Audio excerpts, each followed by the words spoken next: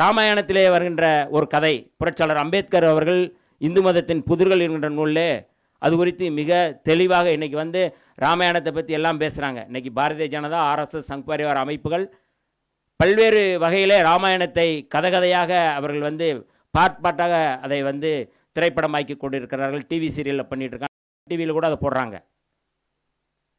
இந்த மாதிரி நச்சு கருத்துக்களை தெளிவாக அதை பரப்பி வருகிறார்கள்.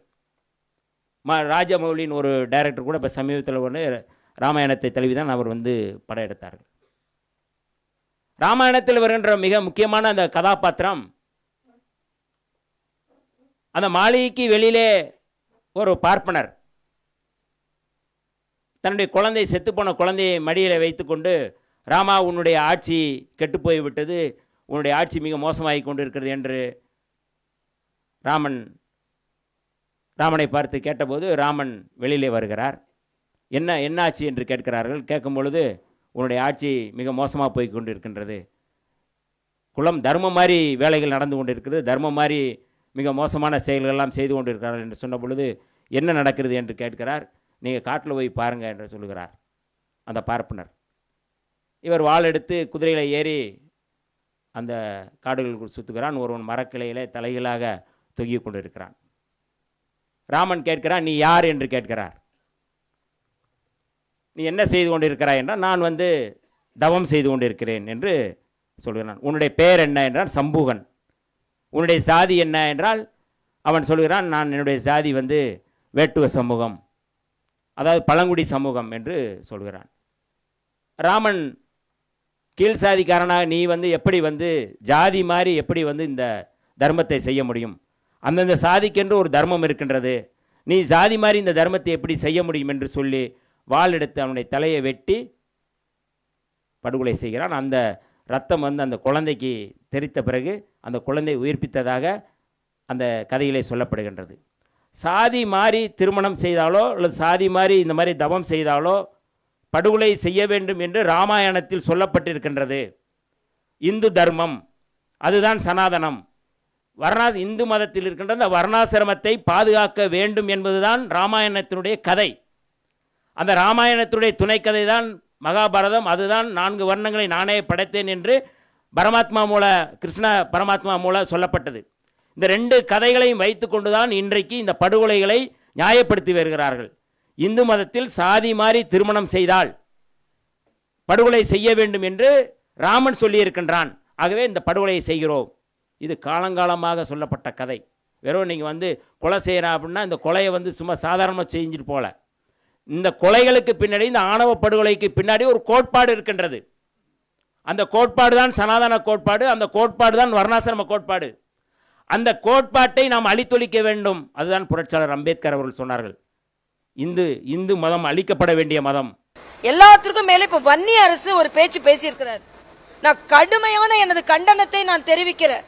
எல்லா இந்து தர்மத்தை போற்றுகின்ற எல்லா மக்களின் சார்பாக நானும் அந்த இந்து தர்மத்தை மிக மிக தீவிரமாக போற்றும் பக்தை என்ற வகையில், அதுக்காக நான் மற்ற மதத்தை என்னைக்குமே உதாசீனப்படுத்துறது கிடையாது.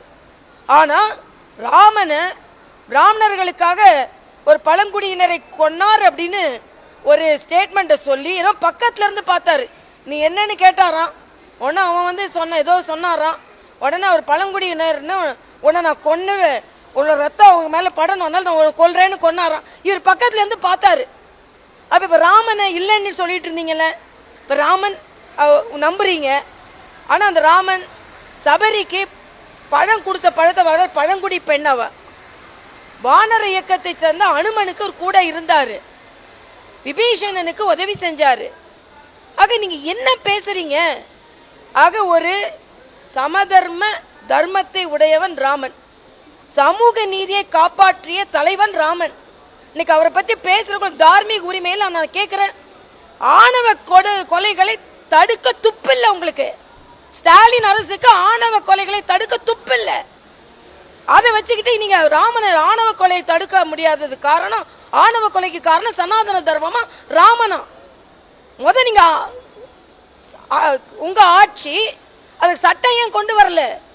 சட்டம் கொண்டு வர்றதுக்கு ராஜஸ்தான்ல சட்டம் இருக்கு, யூபி ஹரியானால என்ன சட்டம் இருக்கு தெரியுமா? ஆணவ கொலை நடந்ததுன்னா ஃபாஸ்ட் கோர்ட் ஸ்பெஷலா அதை இன்வெஸ்டிகேட் பண்ணணும்ன்ற சட்டம் இருக்கு. ஆனா நீங்க ஆளுகின்ற ஒரு மாநிலத்துல அங்க இளைஞர்கள் கொலை செய்யப்படுகிறார்கள். அங்க போய் கூட பார்க்க உங்களால முடியாது. ஆனா ஆணவ கொலைக்கு ராமன் காரணம், இந்து தர்ம காரணம்னு என்ன ஆணவத்தோடு பேசுகிறீர்கள்? ஒரு ஓட்டு கூட இந்த இண்டி கூட்டணிக்கு விழக்கூடாதுன்னு நான் சொல்றேன். ராமனை கும்பிடுபவர்கள், இந்து தர்மத்தை போற்றுபவர்கள் ஒரு ஓட்டு கூட விழக்கூடாதுன்னு நான் சொல்றேன். நான் கோரிக்கையாகவே வைக்கிறேங்க. சும்மா இந்து மதத்தை போட்டு பிராமணர்களுக்காக ராமன் பழங்குடியினரை கொன்னாருன்னு சொன்னா என்ன பேசுறீங்க நீங்க சொல்ற? ஆக இது மிக மிக மோசமான ஒரு கருத்து. ஆணவ கொலையை தடுக்கிறதுக்கு உங்க ஸ்டாலின் போய் போராட்டம் நடத்துங்க. கூட்டணிக்காக கூல கும்பிடு போட்டுட்டு உட்கார்ந்து இருக்காதுங்க. ஆக கூட்டணிக்காக எதை வேணாலும் செய்வேன், ஆனா ராமனை நான் நிந்திப்பேன்னா ஸ்டாலின் போய் போராட்டம் நடத்துங்க. ஆணவ கொலை ஏன் நடக்குது? முற்றிலுமாக ஆணவ கொலை நடப்பதற்கு இந்த மாநில அரசின் அஜாக்கிரதை தான் காரணம், சட்ட ஒழுங்கு தான் காரணம், ஆணவ கொலைக்கு ஸ்டாலின் அரசு தான் காரணம். இதை அழுத்தி சொல்லுவேன். என்னைக்கோ உள்ள ராமன் காரணமா, ஸ்டாலின் காரணம் இல்லையா? அதனால இது பொறுத்து கொள்ள முடியாத ஒன்று என்பதை நான் அழுத்தமாக பதிவு செய்கிறேன்.